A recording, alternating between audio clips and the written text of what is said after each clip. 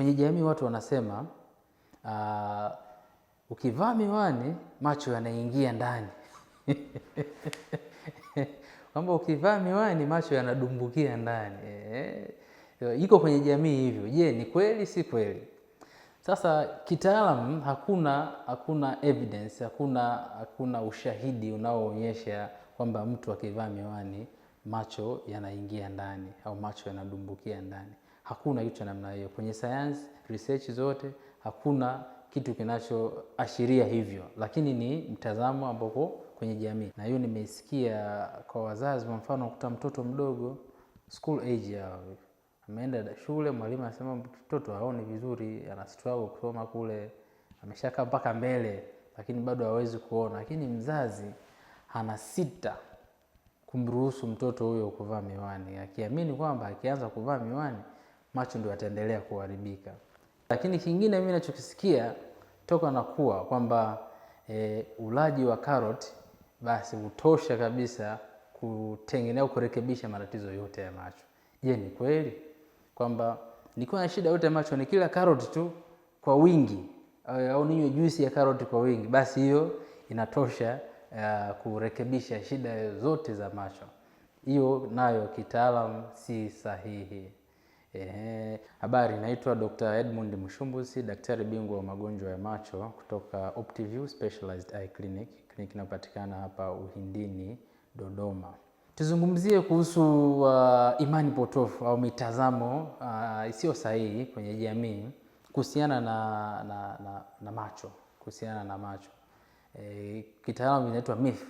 Huko kwenu kwenye jamii watu wanazungumzaje? Mimi nimezisikia kadhaa na wewe unaweza ukashare na sisi hicho ambacho kinaongelewa kwenye jamii. Moja wapo kwenye jamii watu wanasema ukivaa miwani macho yanaingia ndani.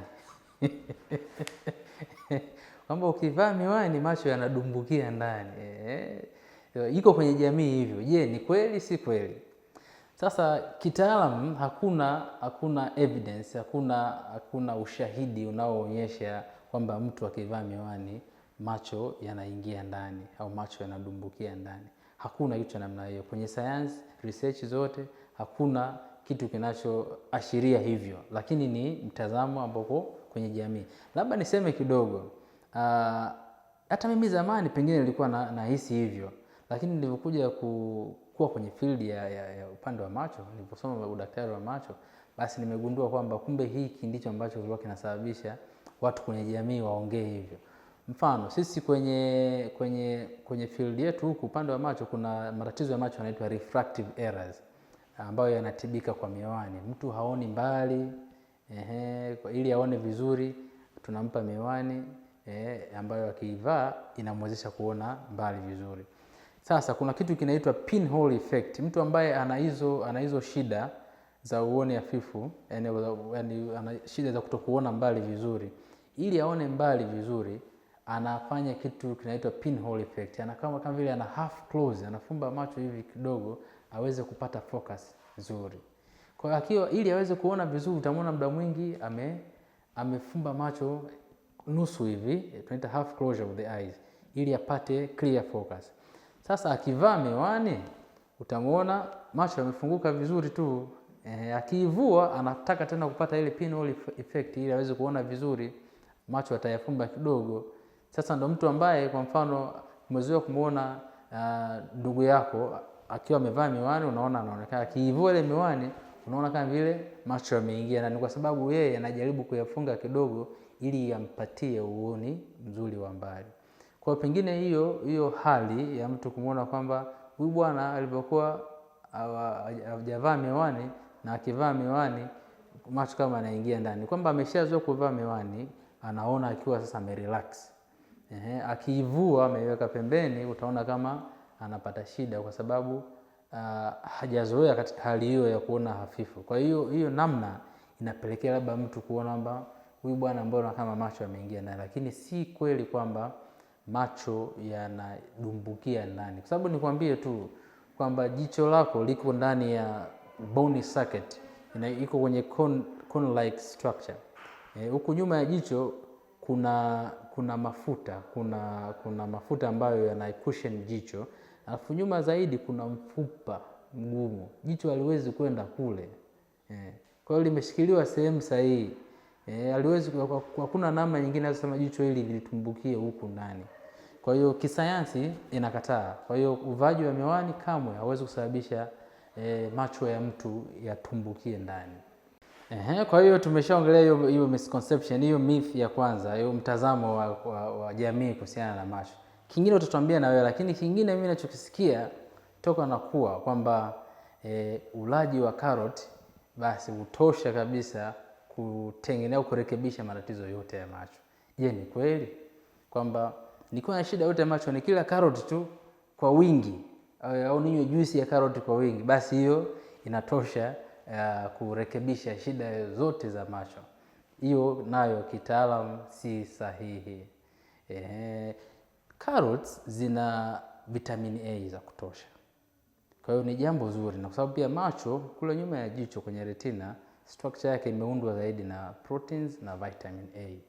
Kwa hiyo ulaji wa vitamin A, kwa maana hiyo ulaji wa carrots unaongeza afya ya ujumla ya jicho, na hasa kwenye kuboost vitamin A. Na zamani kama unakumbuka kipindi cha measles, kipindi cha shida ya surua hizi, surua ilikuwa na deplete sana vitamin A.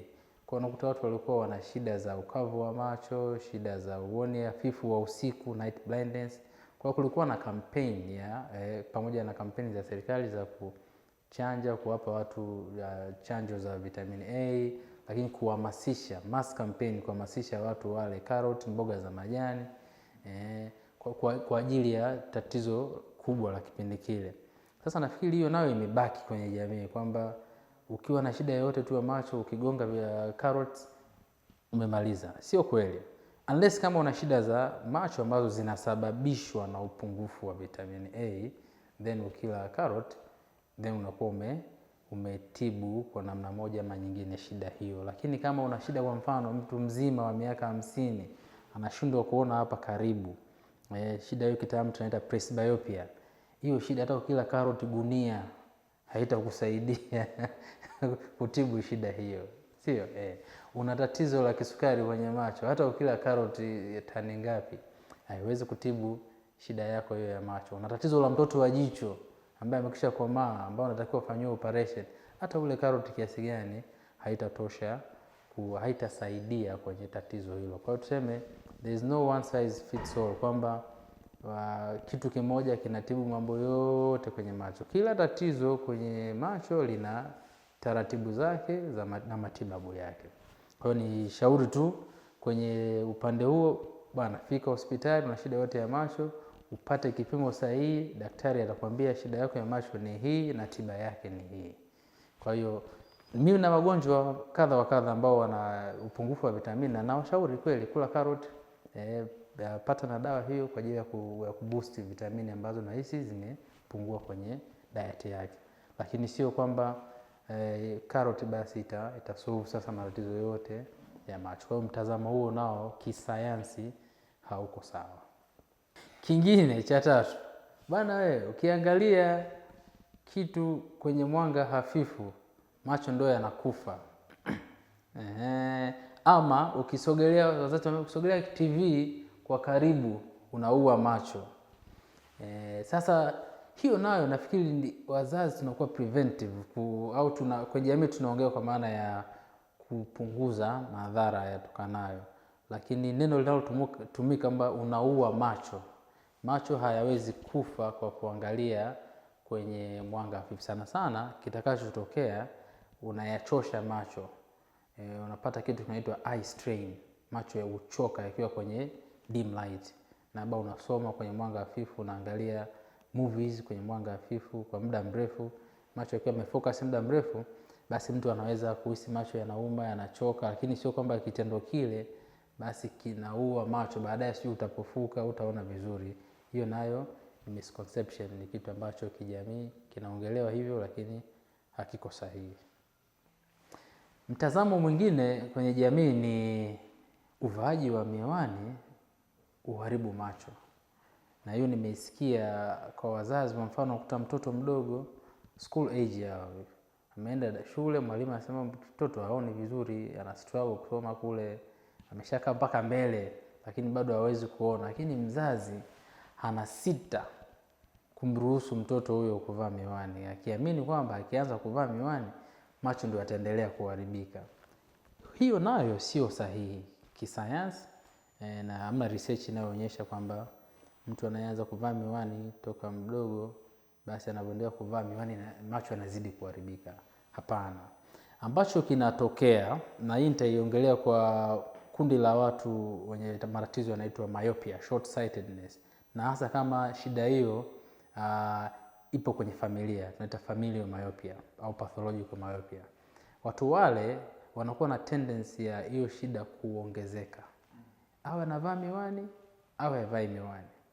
Kwa hiyo anapoanza experience kwamba ana shida hiyo, mwaka huu mfano ndio tumenote na tatizo hilo, miaka 5 baadaye labda au miaka 2 baadaye unakuta ile shida pale ulipoikutia, na miaka 5 baadaye imeongezeka tena kidogo, na miaka tena mingine tena kadhaa ukipima tena imeongezeka kidogo. Sasa tuchukue makundi mawili, mtoto mmoja au kundi la kwanza amegundulika akiwa haoni vizuri labda mwaka huu akiwa labda na miaka 10 mfano, tumempima namba yake ya miwani labda ni 0.5. sawa, anaendelea anavaa miwani labda kwa miaka 3, baadaye anakuja tena anasema pamoja nikivaa miwani bado saizi sioni tena vizuri. Tukimpima tunakuta ipo 0.75. sawa, daktari anashauri tunabadilisha lenzi yake iendane na uhitaji wake kwa wakati huo. Akija tena miaka mingine baadaye tukipima tunakuta ni -1 mfano, yaani -1.00, ishatoka kwenye 0.5 0.75, sasa imeshakuwa 1.00. Kwa hiyo sasa mtu kikawaida sasa mbona sasa huyu mtoto shida yake amevaa miwani ndio inazidi kuongezeka? Hapana. Sisi tunachokifanya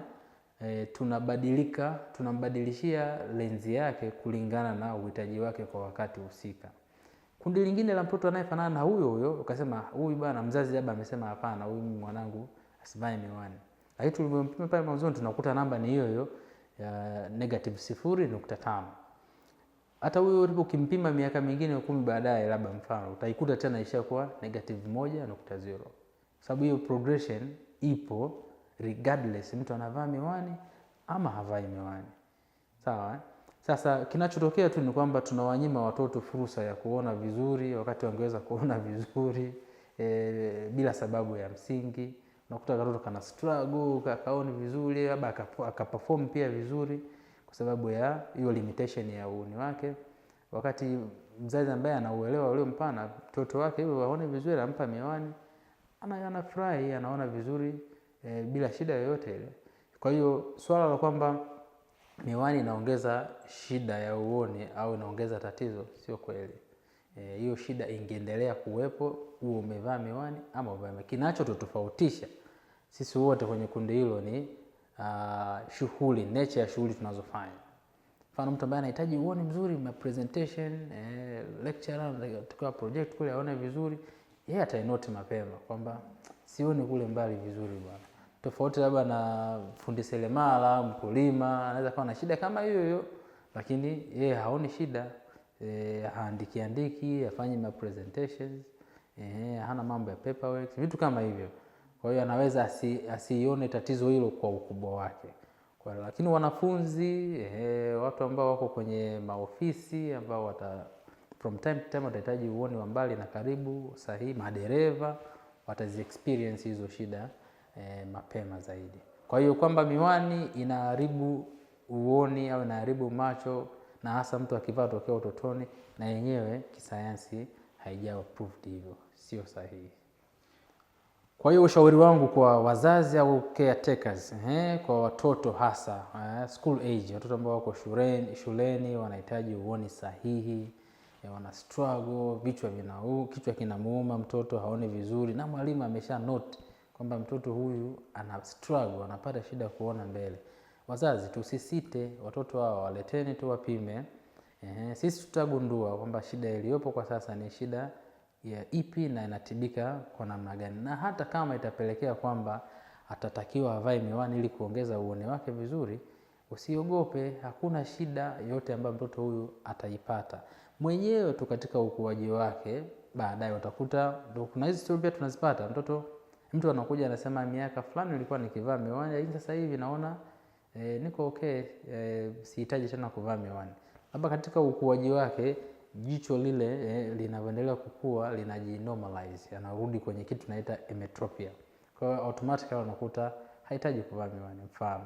Lakini wale ambao watahitaji kuvaa miwani mfululizo mpaka utu uzima wake, pia tusiwakataze. Ni kama unamnyima mtu fursa ya kuona vizuri au kufanya vizuri zaidi bila sababu, kwa sababu tu ya imani iliyopo kwenye jamii. Hiyo imani haijawa haiko sawa kisayansi, na isiwe kikwazo kuwasaidia watoto kupata tiba sahihi.